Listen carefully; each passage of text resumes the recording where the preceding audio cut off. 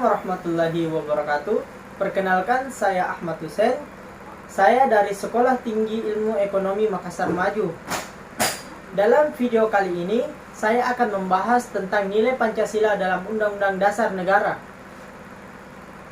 Pancasila dalam Undang-Undang Dasar Negara meliputi tentang pengertian undang-undang, konstitusi, struktur pemerintah Indonesia menurut Undang-Undang 1945, isi pokok batang tubuh Undang-Undang Dasar 1945, hubungan antara lembaga-lembaga berdasarkan Undang-Undang 1945, dan hak asasi manusia menurut Undang-Undang Dasar 1945. Pancasila adalah nilai-nilai kehidupan Indonesia sejak zaman nenek moyang sampai dewasa ini. Berdasarkan hal tersebut, terdapatlah perbedaan antara masyarakat Indonesia dengan masyarakat lain. Nilai-nilai kehidupan tersebut mewujudkan amal perbuatan dan pembawaan serta watak Indonesia. Dengan kata lain, masyarakat Indonesia mempunyai ciri sendiri yang merupakan kepribadiannya.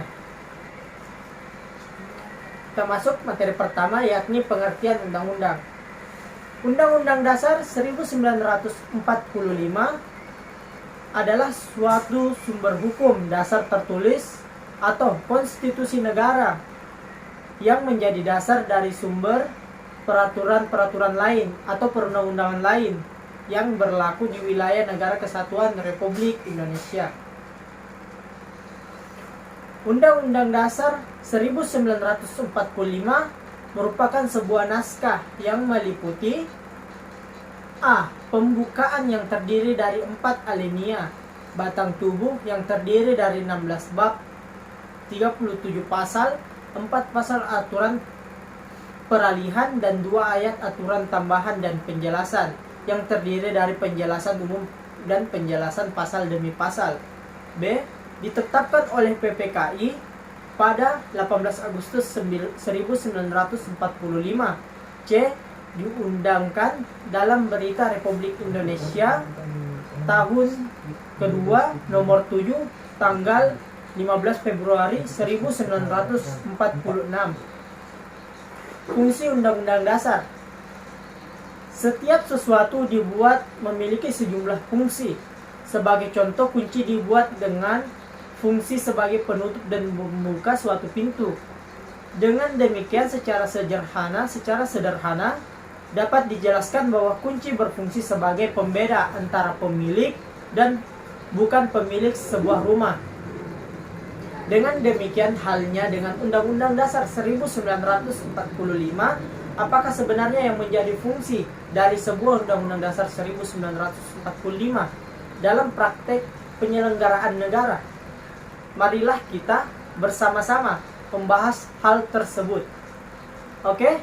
Di atas telah kita bahas bersama bahwa yang dimaksud dengan Undang-Undang Dasar 1945 adalah hukum dasar tertulis. Dari pengertian tersebut, dapatlah dijabarkan bahwa Undang-Undang Dasar 1945 mengikat pemerintah, lembaga-lembaga negara, lembaga masyarakat, dan juga mengikat setiap warga negara Indonesia dimanapun mereka berada, dan juga mengikat setiap penduduk yang berada di wilayah negara Republik Indonesia.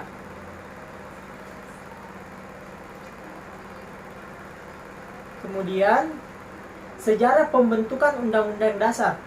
Bahwasanya konstitusi atau Undang-Undang Dasar dianggap memegang peranan yang penting bagi kehidupan suatu negara.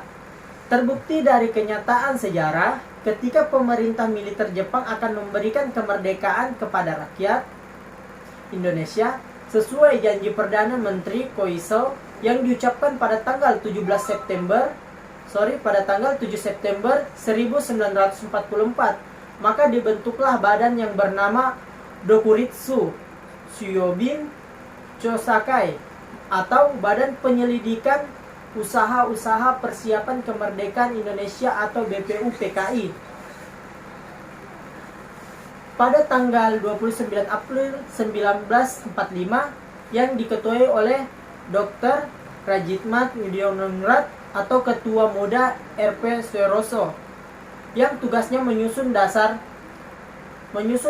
Indonesia Merdeka atau Undang-Undang Dasar. Niat pemerintah militer Jepang tersebut dilatar belakangi kekalahan bala tentara Jepang di berbagai front, sehingga Perang Asia Timur Raya sudah berada di ambang pintu. Janji Jenderal MacArthur, Aisel Return, kita meninggalkan Filipina 1942, rupanya akan menjadi kenyataan. Para anggota BPUPKI yang dilantik pada tanggal 28 Mei 1945 bersidang dalam 2 tahap.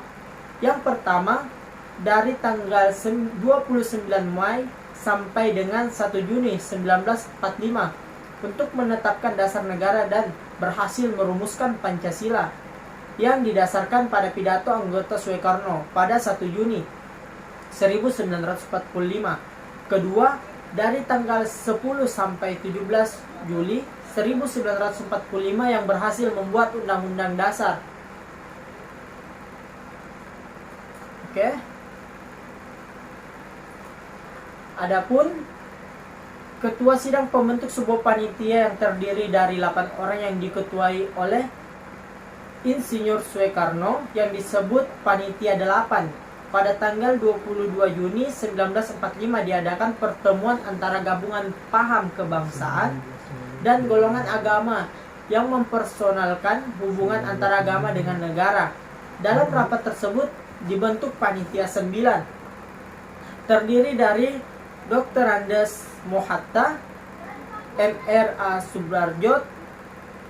Subarjo, MRAA Maramis, IR Soekarno, Kiai Haji Abdul Kahar Moezakir, Wachid Hashim, Abi Kusno Jukro Sujoso, Haji Agus Salim, dan MR Muhyamin.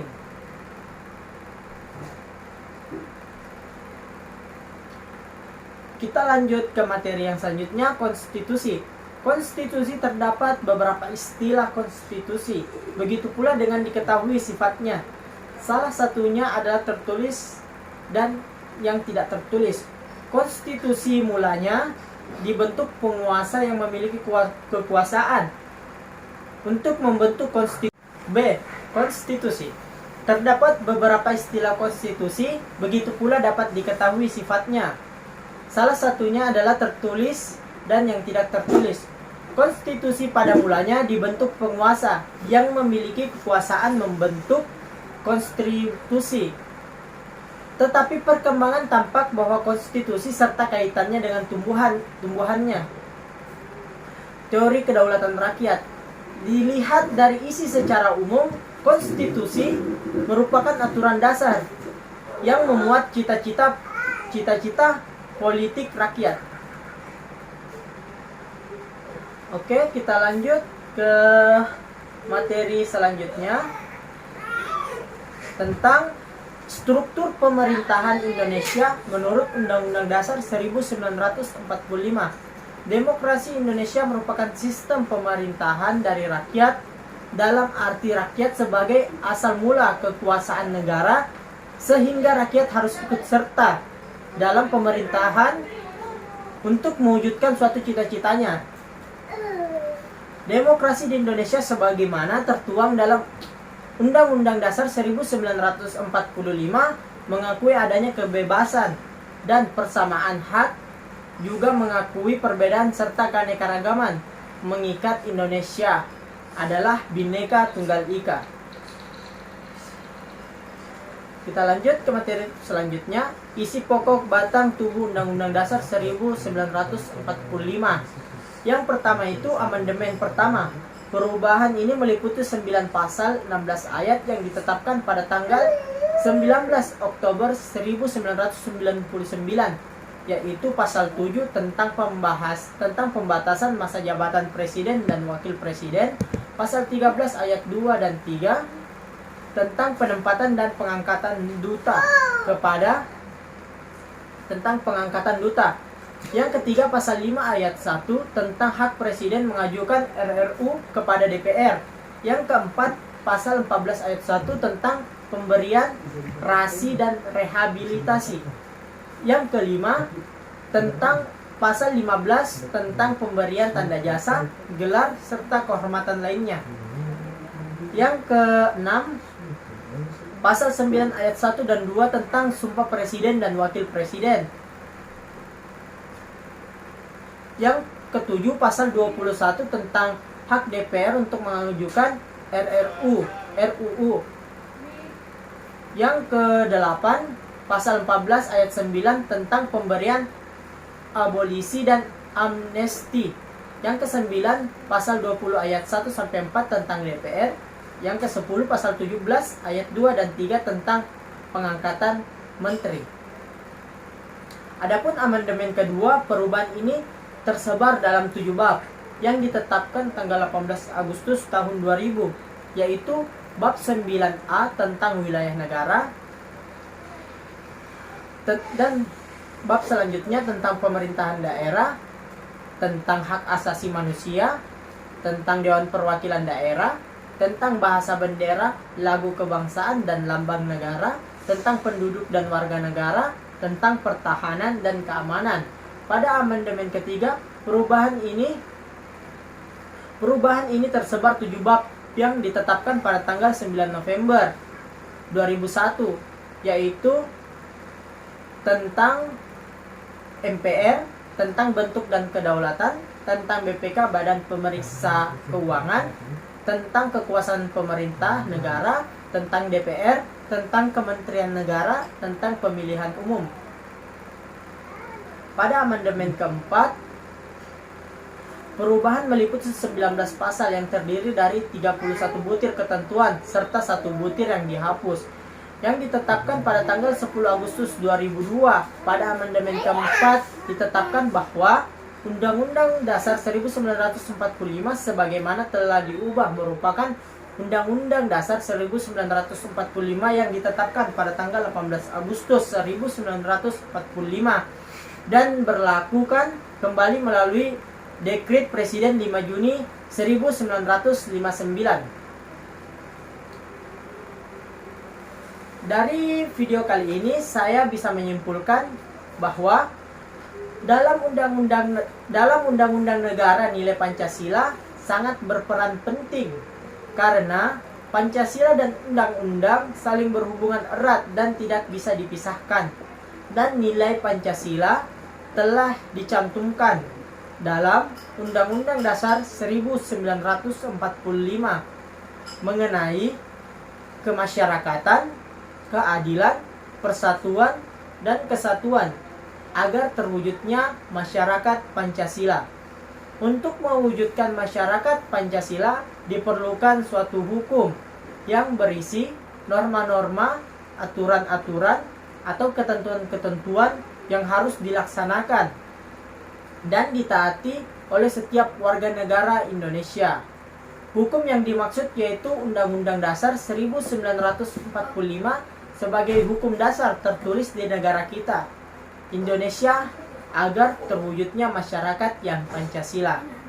Sekian dari saya, kurang lebihnya mohon dimaafkan. Wassalamualaikum warahmatullahi wabarakatuh.